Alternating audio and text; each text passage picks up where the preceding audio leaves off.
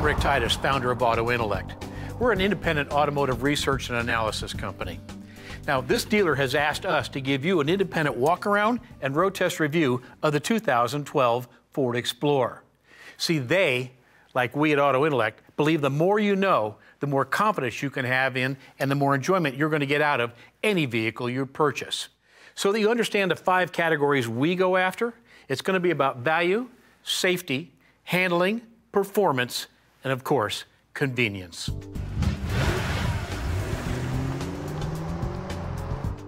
You know, perhaps a little history here is worth serving.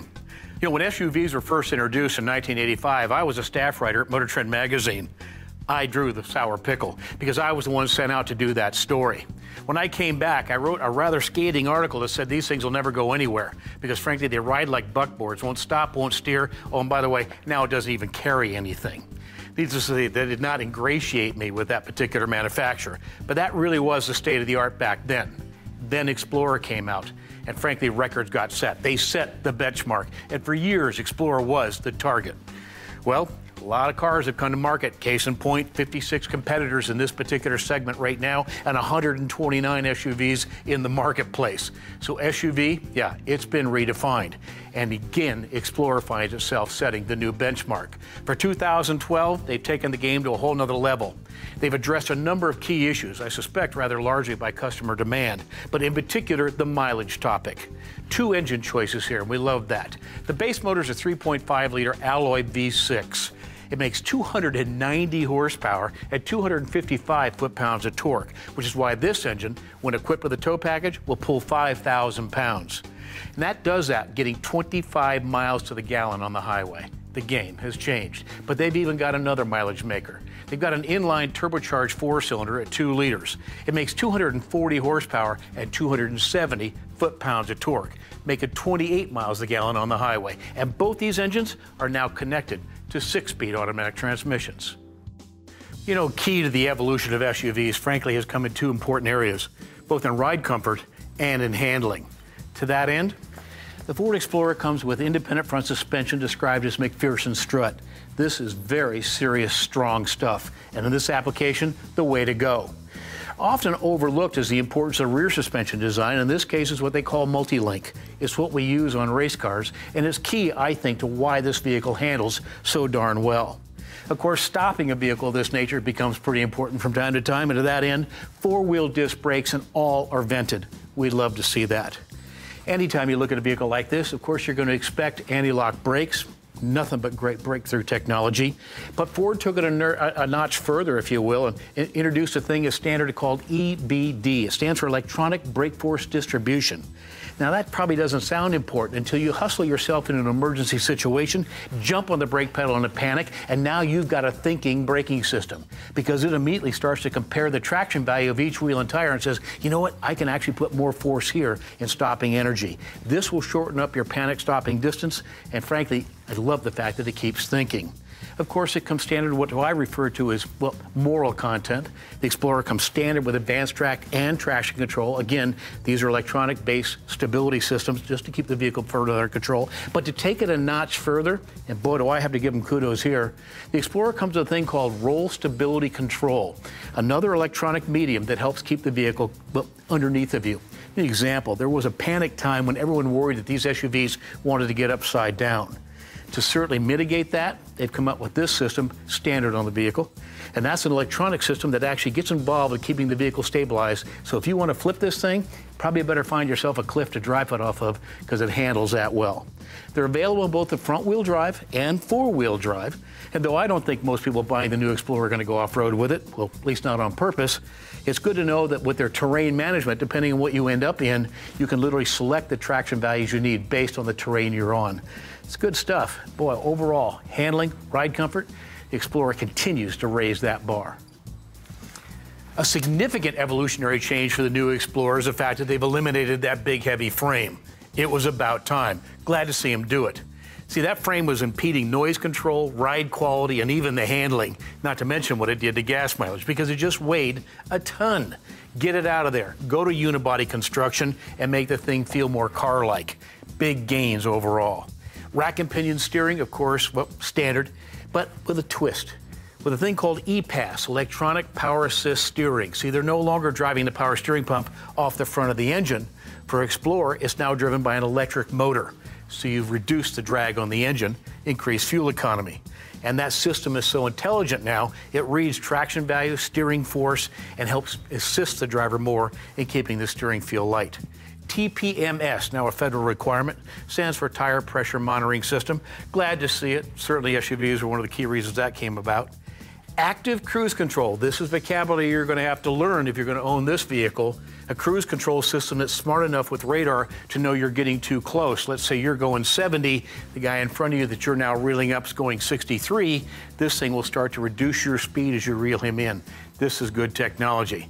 That one I like. This one I'm still having to get used to. Park Assist. Believe it or not, this vehicle will actually park itself. As you drive down the road, you engage Park Assist, it starts searching for a parking spot big enough to hold it. Once you get to that location, it will tell you to stop. You take your hands off the steering wheel, put it in reverse, and guess what? It parks the vehicle for you. Now, if you're a little intimidated by parallel parking, this is probably a great breakthrough. But I'll tell you what, the first time you sit in that seat and you watch that steering wheel moving around and you're not doing it, a little odd. But what a great piece of technology that's part of the new Explorer. Okay, let's talk about safety. I'll make this easy. The Explorer has every known safety technology to exist as standard equipment. But two key issues we wanted to share with you. First of all, the Insurance Institute for Highway Safety gives Explorer its highest ratings in all 4 crash categories. And then one we just thought was wonderful. Talk about moral content. Standard equipment, second row seatbelt airbags. The advantage, should you be involved in a crash with big kinetic energy, the second row passengers now have a way of distributing that load across the entire torso. That lowers the risk of injury. We give that very high marks. All right, that said, let's talk about interiors because frankly, that's what SUVs are all about.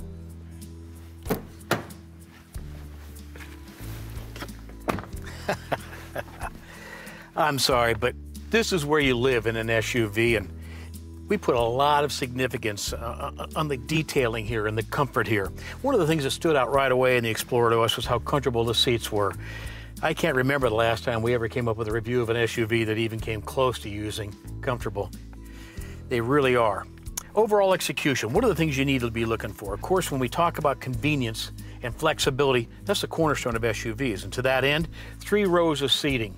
So can you actually use them? Can you get there? Because we've tested SUVs with 3rd row that frankly not even the thrown newspaper is ever going to find. Why have gratuitous 3rd row seats if you can't get to them? These are very usable in the Explorer. The ability to fold those seats down, there's even a power fold option for that 3rd row, and getting the floor flat. We put a lot of weight on making sure that that floor can be flat. This does a great job of that. Overall, we look for fit and finish. We look for comfort and adjustability. We think that's a key issue. The fact that there's recline built in for the passengers in the 2nd row, so they too can make themselves comfortable. Ease of use is what we perceive, convenience about. Of course, you've got all the appropriate options and features in here. If you've got sync and Bluetooth and MP3 and navigation, there's enough gadgets in here to keep you, well, more than entertained. If you're driving down the road asking about ticket prices in another country for a ball game is important to you, you can do it in here. That's fine. Well, there are a couple of things we're a little iffy on. Yeah, it took a few passes for anybody in my team to get used to this park assist issue. The notion of driving up to a parallel parking spot, taking your hands off the steering wheel, and letting the vehicle park itself, I'm sorry, that takes a minute to get used to. But once you develop confidence at how good it is, why wouldn't you use it? It's like a lot of other technologies. A little odd at first, real nice to have very shortly thereafter. The blinker stock is one that caused me more grief than anybody else on our team. The Explorer has gone European, i.e. the Europeans have done a particularly good job of, if you give the blinker stock a light touch, it'll flash the taillights 3 times to let somebody know you're coming over. That's great on the freeway, but in real world use in the city driving, of course you want to go to the 2nd detent and that'll keep the blinker on. What took a little while to get used to was where that 2nd detent was and how do you cancel it out if you need to do it manually. That one took a little longer, kind of like an iPhone, took a few days to get used to. I'm there. Things I give rave reviews to, 8 cup holders. Now that's how you build an American SUV. Of course we got to have cup holders to make a vehicle comfortable, and we thought they nailed it there. Now, we told you right up front that we were going to rate on value, safety, handling, performance, and convenience. Let's go to the top of the list. Value. What we look for is money in to a ratio of return in terms of satisfaction. We think the value story is quite strong here. Safety. I'm sorry, what can you say when a vehicle has virtually every piece of safety technology known to mankind? It's part of its standard packaging. You bet we love the safety side. Handling. Boy, that's not a topic often referred to in SUVs, but we love the handling and the stability, which has been a key issue for SUVs in total, and in particular, a big breakthrough for Explorer. Performance. We love the fact that this thing is not only capable of towing a lot, but frankly runs down the road strong. Again, we believe that power is your friend, but we're all looking for fuel economy. I love engine choices that give you that kind of flexibility. Convenience. Well, not a word always applied to SUVs, but so critical in the ownership experience. Case in point, flexibility. The ability to carry cargo, yet carry people. That compromise can be, well, risky. Not in this case. We love the fact that this thing can tow, yet goes down the road making good fuel economy. That's flexibility. And the ease of use, full-size doors, seats you can actually get to. A third row seat that's not just for carrying briefcases, but you can actually put people in. Yeah, we'd say the convenience, a solid check here as well. In short, the 2012 Ford Explorer is a long ball home run. Well, those are our ratings and the things we'd like to see you look for as you look at this particular vehicle. For 2012, the Ford Explorer, got to be honest, is a solid home run. Now, if you've got more questions about this vehicle or any question you want to ask about evaluating a vehicle, don't hesitate to email us at autointellect.com. We'll take on your questions. Thanks for listening.